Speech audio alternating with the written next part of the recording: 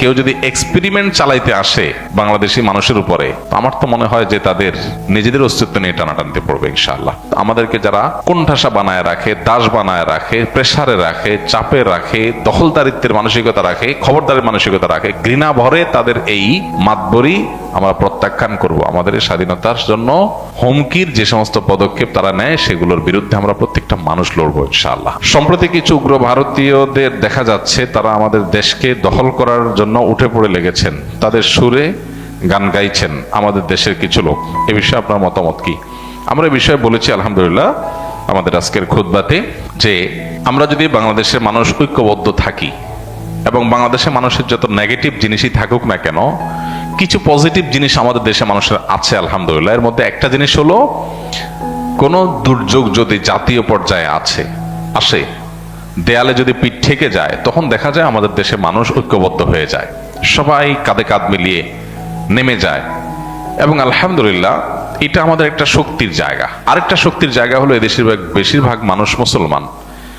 তারা যদি হিন্দুত্ববাদ দ্বারা আক্রান্ত হয়, প্রতিটা মানুষ আল্লাহকে খুশি করবার জন্য তার জীবন দেওয়ার জন্য প্রস্তুত থাকবে ইনশাআল্লাহ।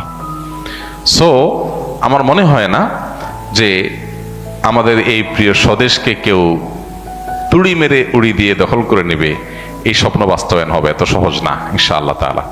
তবে এর জন্য আমাদেরকে ঐক্যবদ্ধ থাকতে হবে এবং সতর্ক থাকতে হবে, সচেতন থাকতে হবে। আমরা অনেকে দেখা যায় আজকাল বলি যে আমরা যুদ্ধ চাই। যুদ্ধ চাওয়া হাদিসে নিষিদ্ধ। আমরা যুদ্ধ চাইবো না। নবী সাল্লাল্লাহু আলাইহি ওয়াসাল্লামের শিক্ষা হলো আমরা আল্লাহর কাছে আমান বা নিরাপত্তা চাইবো, যুদ্ধ না। আমরা চাইবো আমাদের প্রতিবেশী দেশের সাথে আমাদের সম্পর্ক ভালো থাকুক, তারা আমাদের উপরে দাদাগিরি, খবরদারি, আমাদের উপরে মাতবরি, আমাদেরকে দাসসুলভ আচরণ করার মানসিকতা তারা ছেড়ে দেখ। এদেশের মানুষ বহু সহ্য করেছে, এ বিষয়ে দেশের মানুষ আর সহ্য করবে না। প্রত্যেকটা মানুষ ক্ষোভে ফুঁসে উঠছে, এটা তাদের বোঝা উচিত। তারা যদি এটা বুঝেন তাহলে ভালো প্রতিবেশী হয়ে আমরা থাকতে পারি, বসবাস করতে পারি। সেটা তাদের জন্য কল্যাণের, আমাদের জন্য কল্যাণের। তা না হলে এদেশের মানুষ এই জাতীয় দুর্যোগে কাঁধে কাঁধ মিলিয়ে শুধু মুসলমান নয়, অন্য ধর্মাবলম্বী আমরা আশা করি তাদের উল্লেখযোগ্য সংখ্যক মানুষ এদেশের স্বাধীনতা, সার্বভৌমত্ব এবং জাতীয় স্বার্থ রক্ষা করার জন্য কাঁধে কাঁধ মিলিয়ে কাজ করবে ইনশাআল্লাহ তাআলা। আমার মনে হয় এটা তারাও জানে, আমাদের প্রতিবেশী ভাইরাও জানেন যে বাংলাদেশের মানুষ তাদের জাতীয় দুর্যোগে তারা কিভাবে কাঁধে কাঁধ মিলিয়ে দাঁড়ায়। বহুবার আমরা এটা প্রমাণ করেছি, জাতি এটা প্রমাণ করেছে যে জাতীয় দুর্যোগে মানুষ ঐক্যবদ্ধ হয়ে যায়, সকল ভেদাভেদ মানুষ ভুলে যায়। সেটা আবারও প্রয়োজন হলে মানুষ করবে।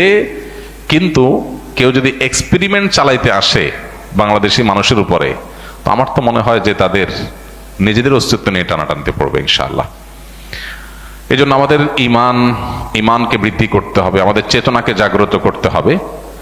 অ্যাজ এ মুসলমান আমাদের মধ্যে এই মানসিকতা থাকতে হবে যে আমরা আল্লাহর জন্য আমাদের জীবনও প্রয়োজনে দিতে আমরা প্রস্তুত। আমাদেরকে যারা কোণঠাসা বানায় রাখে, দাস বানায় রাখে, প্রেসারে রাখে, চাপে রাখে, দখলদারিত্বের মানসিকতা রাখে, খবরদারের মানসিকতা রাখে, ঘৃণা ভরে তাদের এই মাতবরি আমরা প্রত্যাখ্যান করব। আমাদের স্বাধীনতার জন্য হুমকির যে সমস্ত পদক্ষেপ তারা নেয় সেগুলোর বিরুদ্ধে আমরা প্রত্যেকটা মানুষ লড়বো ইনশাআল্লাহ। আমরা যদি সতর্ক থাকি তাহলে ইনশাআল্লাহ কোনোদিনই তারা সেটা করতে পারবে না ইনশাআল্লাহ।